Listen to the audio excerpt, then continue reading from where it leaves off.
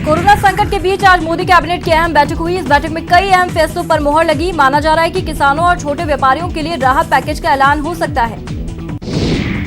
PM Modi ने corona संकट को दूसरे विश्व युद्ध के बाद का सबसे बड़ा संकट करार दिया। कर्नाटक में Rajiv Gandhi university of health science के सिल्वर जुबली कार्यक्रम को संबोधित करते हुए पीएम ने ये बात कही। पीएम मोदी ने कहा कि पहले वैश्वीकरण को लेकर आर्थिक मसले पर चर्चा होती थी, लेकिन अब मानवता के आधार पर चर्चा करना जरूरी होगा। स्वास्थ्य के मामले में भारत ने पिछले 6 साल में बड़े फैसले लिए। जम्मू कश्मीर में सुरक्षा बलों ने आतंकी घुसपैठ को नाकाम कर दिया। सेना ने बड़ी कार्रवाई करते हुए नौशेरा सेक्टर में 3 आतंकियों को ढेर किया। पूरे इलाके में सर्च ऑपरेशन जारी है। आज से देश में one nation one ration card को लागू किया जा रहा है। राजस्थान समेत 20 राज्यों और केंद्र शासित प्रदेशों से इसकी शुरुआत होगी। इस योजना के तहत देश के गरीबों को किफायती कीमत पर राशन मिलेगा। सरकार इस योजना पर तेजी से काम कर रही थी। अब जिसके पास राशन कार्ड नहीं है वे किसी भी राज्य में इस कार्ड के लिए अप्लाई कर सकता है। दिल्ली समेत दूसरे मेट्रो शहरों में एलपीजी सिलेंडर की कीमत में इजाफा किया गया। गैर सब्सिडी वाले सिलेंडर पर दिल्ली में 11 रुपए 50 पैसे की बढ़ोतरी की गई। ये सिलेंडर अब 593 रुपए में मिलेंगे। आज से एसएमएस अस्पताल कोरोना फ्री हो गया है। अब कोविड मरीजों का इलाज आरयूएचएस में किया जाएगा। पहले एसएमएस अस्पताल में कोविड से संक्रमितों के लिए ओपीडी, आईपीडी और इमरजेंसी चिकित्सा सुविधाएं शुरू की गई थी। किसानों को राहत देने के लिए आज से एक नई योजना का शुभारंभ होने जा रहा है। किसानों को अब अपनी फसल गिरवी रखने पर महज 3% की ब्याज दर पर ऋण उपलब्ध होगा। कोटा में नारकोटिक्स ब्यूरो ने आज 3 बड़ी कार्रवाई को अंजाम दिया। एक कार से नारकोटिक्स की टीम ने 2 क्विंटल अफीम बरामद की। एक बस से 24 किलो अफीम प्राइवेट बस से बरामद की गई। राजगढ़ के SHO Vishnudutt Vishnoi suicide case में सीबीआई जांच की मांग को लेकर विश्नोई समाज के प्रतिनिधि मंडल ने आज सीबीआई जांच की मांग को लेकर सीएम गहलोत से मुलाकात की। प्रतिनिधि मंडल में समाज से जुड़े सभी विधायक और गणमान्य लोग शामिल थे। खनन घूसकांड मामले में पूर्व आईएएस अशोक सिंघवी ने आज जयपुर में सरेंडर कर दिया। अशोक सिंघवी ने मनी लॉन्ड्रिंग कोर्ट में सरेंडर किया। वो घूसकांड मामले में जनवरी 2019 से फरार चल रहे थे। चूरू के सुजानगढ़ में भीषण सड़क हादसे में 5 लोगों की जान चली गई। यह हादसा ट्रॉले और कार में जोरदार टक्कर के बाद हुआ। इस हादसे में 2 लोग घायल हुए और उन्हें अस्पताल में भर्ती करवाया गया। कोटा में नारकोटिक्स ब्यूरो ने आज बड़ी कार्रवाई को अंजाम दिया। इस दौरान ब्यूरो ने 2 क्विंटल अफीम और 20 क्विंटल से ज्यादा डोडा चूरा जब्त किया। जैसलमेर के पोखरण कस्बे में एक पुलिस कांस्टेबल ने होटल के कमरे में फंदा लगाकर आत्महत्या कर ली। पुलिस मामले की जांच में जुटी है।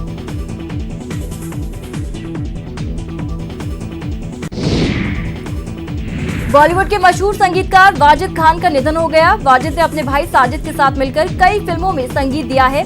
दोनों भाइयों की जोड़ी बॉलीवुड में साजिद वाजिद के नाम से जानी जाती है। वाजिद खान किडनी की बीमारी से पीड़ित थे और उनका 2 साल पहले ट्रांसप्लांट हुआ था। उनके गले में इन्फेक्शन था। वे चैम्बूर के सुराना अस्पताल में भर्ती थे।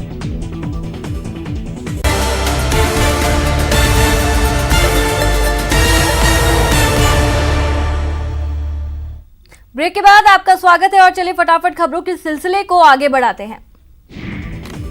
अनलॉक 1 से पहले दिन आज से कई ट्रेनों का परिचालन शुरू हो गया। आज से 200 ट्रेनें भी पटरी पर दौड़ने लगी। पहले दिन 200 स्पेशल ट्रेनों से करीब 1,45,000 यात्री सफर कर रहे हैं। करीब 68 दिन बाद देश में अनलॉक 1 का आज से आगाज हुआ। इसके तहत पूरे देश में राज्य सरकार की इजाजत के बाद कई रियायतों का दौर शुरू हो गया। राजस्थान में भी 30 जून तक के लिए अनलॉक 1 का आगाज हुआ। सिटी बसों को छोड़कर पूरे प्रदेश में आज से रोडवेज बसों की सेवा शुरू हो गई। दुकानों और बाजारों में भी चहल पहल शुरू हो गई। अनलॉक 1 में कई चीजों पर प्रतिबंध जारी रहेगा। स्कूल कॉलेज अभी नहीं खुलेंगे तो मरुधरा में धार्मिक स्थलों पर भी रोक जारी रहेगी। सिटी बसें भी अभी नहीं चलेंगी। जयपुर की चारदीवारी में भी आज से बाजार खुले। करीब 71 दिन बाद इन इलाकों में सभी बाजार खुले दिखाई दिए। अजमेर में आज से संग्रहालय और स्मारक पर्यटकों के लिए खोल दिए गए हैं। पहले दिन पर्यटकों को रिझाने के लिए कच्ची घोड़ी नृत्य और कालबेलिया नृत्य की प्रस्तुतियां दी गई। दिल्ली में आज से सभी राज्यों के साथ लगने वाले बॉर्डर को एक हफ्ते के लिए सील कर दिया गया। सीएम अरविंद केजरीवाल ने आज ये अहम फैसला किया। केजरीवाल ने दिल्ली वालों से इस बारे में राय भी मांगी है। सीएम अरविंद केजरीवाल ने ऐलान किया कि अब दिल्ली में सभी दुकानें खुलेंगी। अब ऑड इवन का नियम लागू नहीं होगा। दिल्ली में अब सैलून भी पहले की तरह काम करेंगे। उत्तर प्रदेश की योगी सरकार ने अनलॉक 1 के पहले चरण की नई गाइडलाइन जारी कर दी। यूपी में 30 जून तक लॉकडाउन जारी रहेगा। महाराष्ट्र सरकार ने राज्य में लॉकडाउन को 30 जून तक बढ़ाया। आवश्यक गतिविधियों को छोड़कर रात 9 बजे से सुबह 5 बजे के बीच व्यक्तियों की आवाजाही प्रतिबंधित रहेगी। हिमाचल प्रदेश सरकार ने राज्य के सभी सरकारी कार्यालयों को 100% कार्यक्षमता के साथ खोलने के आदेश दिए। सुबह 10 से शाम 5 बजे और सुबह 10:30 से शाम 5:30 बजे की शिफ्ट में कर्मचारी काम करेंगे। चक्रवाती तूफान अम्फान की तबाही के बाद एक और तूफान का खतरा मंडरा रहा है। मौसम विभाग के मुताबिक अगले 24 घंटे में गुजरात और महाराष्ट्र में चक्रवाती तूफान तबाही मचा सकता है। मौसम विज्ञान विभाग के मुताबिक ये तूफान 3 जून तक दक्षिणी गुजरात तटों तक पहुंचकर तबाही मचा सकता है। गोवा, महाराष्ट्र और गुजरात के लिए रेड अलर्ट जारी किया गया।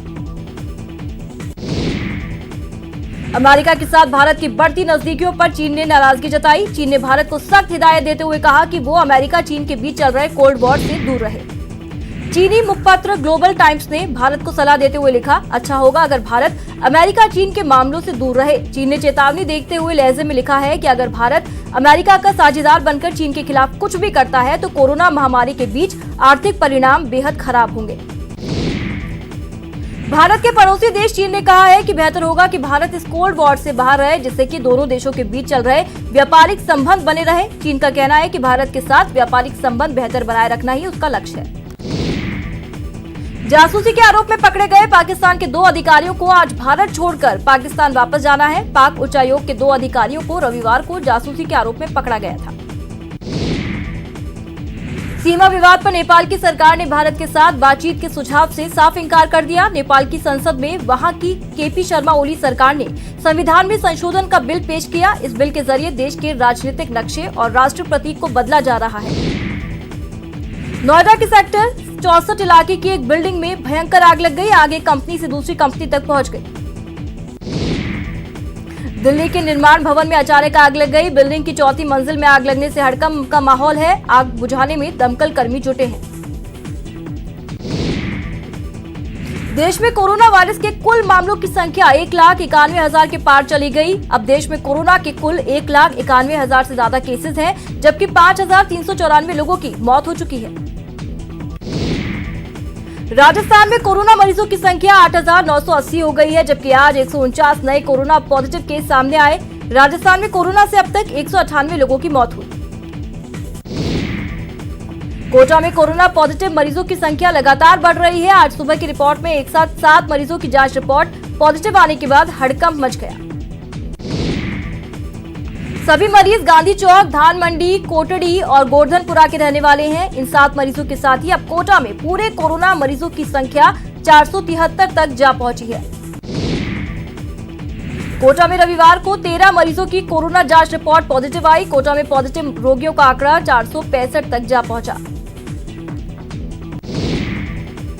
कोटा में कोरोना के घातक वायरस ने एक और मरीज की जान ले ली। 65 साल के व्यक्ति ने एमबीएस के आइसोलेशन वार्ड में इलाज के दौरान दम तोड़ दिया।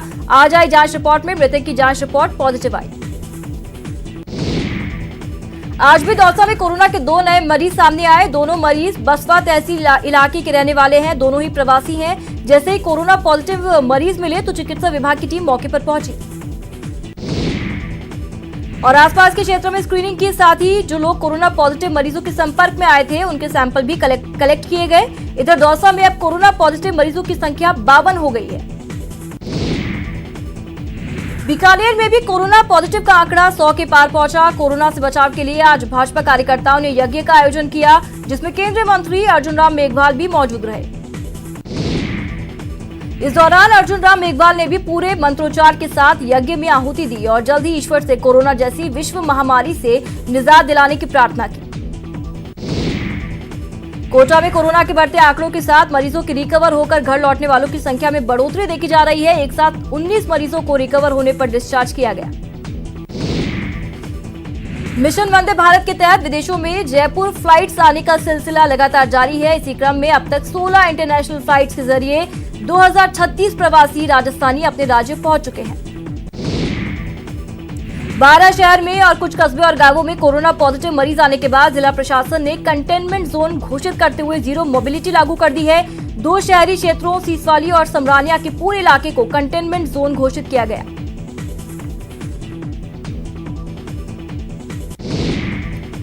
उदयपुर में अनलॉक 1 के तहत सोमवार को आपको बता दें लोगों को थोड़ी राहत मिली, लेकिन उदयपुर वासी इस रियायत का नाजायज फायदा उठाते दिखाई दिए। छूट मिलते ही लोगों ने सोशल डिस्टेंसिंग की धज्जियां उड़ाई।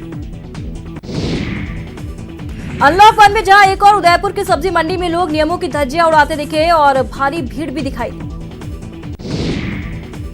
तो वहीं दूसरी ओर व्यापारी सतर्कता बरत रहे हैं। सर्राफा व्यवसायियों ने अपने ग्राहकों और स्टाफ के लिए बेहतर व्यवस्था की। उन्होंने ग्राहकों को सैनिटाइज करने के साथ टेम्परेचर मापने और उनका डिटेल नोट कर रहे हैं। कोटा स्टेशन से दिल्ली हजरत निजामुद्दीन के लिए जन शताब्दी एक्सप्रेस सुबह 5:55 पर रवाना हुई, जिसमें 508 यात्री सवार हुए। यात्रा से पहले सभी यात्रियों की थर्मल स्क्रीनिंग की गई, साथ ही सामान की जांच पड़ताल हुई और यात्रियों को सोशल डिस्टेंसिंग की पालना करते हुए ट्रेन में बैठाया गया। कोरोना को लेकर कई दिनों से रेलवे स्टेशन पर ट्रेनों के संचालन का बंद था, लेकिन आज स्टेशन के बाहर यात्रियों से ही चलने वाली दुकानों पर आज फिर से रौनक आई। आज से ट्रेनों का संचालन शुरू हुआ तो दुकानदारों ने भी अपनी दुकानें खोलकर बिक्री शुरू की। लंबे वक्त बाद जयपुर जंक्शन से भी ट्रेन का संचालन शुरू हुआ। फिलहाल जयपुर जंक्शन से आज एक ही ट्रेन रवाना हुई, जो सुबह 6 बजे 227 यात्रियों को लेकर जोधपुर के लिए रवाना हुई। कोरोना संक्रमण के बीच ऑटो चालकों के सामने भी संकट पैदा हो गया है। लॉकडाउन खुलने का इंतजार कर रहे ऑटो चालकों को आज कुछ राहत मिली। अजमेर में जिन जगह कर्फ्यू है उन इलाकों के दुकानदारों ने जिला प्रशासन से दुकान खोलने की अनुमति देने की मांग की, जिसको लेकर आज दुकानदार जिला कलेक्टर को ज्ञापन सौंपा गया। दुकानदारों का कहना है कि उनके इलाकों में कई जगह दुकानें खोलने की अनुमति प्रशासन ने दी है, लेकिन होलीदड़ा इलाके में जिन स्वर्णकारों की दुकानें नहीं खुल रही हैं, उन्हें आर्थिक और मानसिक परेशानी का सामना करना पड़ रहा है, इसलिए प्रशासन उनकी ओर ध्यान दे। अलवर शहर के ब्रह्मचारी मोहल्ला में गंदे पानी की किल्लत से परेशान महिलाओं ने जिला कलेक्टर को ज्ञापन सौंपा। बोतल में महिलाएं गंदा पानी भर के कलेक्टर को दिखाने के लिए साथ लेकर पहुंची थी। महिलाओं ने कलेक्ट्रेट में प्रदर्शन किया। महिलाओं ने बताया कि उनके क्षेत्र में 24 घंटे में मात्र 10 मिनट गंदे पानी की सप्लाई आती है, जिससे पीने के पानी और घरों के कामकाज के लिए पानी की आपूर्ति पूरी नहीं हो पा रही। दौसा के सैंतल थाने में हेड कांस्टेबल गिरिराज द्वारा आत्महत्या किए जाने का मामला अब तूल पकड़ता जा रहा है। आज कलेक्ट्रेट में कई सामाजिक संगठन पहुंचे और जिला कलेक्टर को मुख्यमंत्री के नाम ज्ञापन सौंपा। इस दौरान अनुसूचित जाति, अनुसूचित जनजाति अधिकारी, कर्मचारी संयुक्त महासंघ और भीम आर्मी के कार्यकर्ता अलग अलग दौर में कलेक्टर से मिले और ज्ञापन सौंपकर पुलिसकर्मी गिरिराज आत्महत्या केस की निष्पक्ष जांच करवाने की मांग रखी। और इसी के साथ बुलेटिन में बस इतना ही। नमस्कार।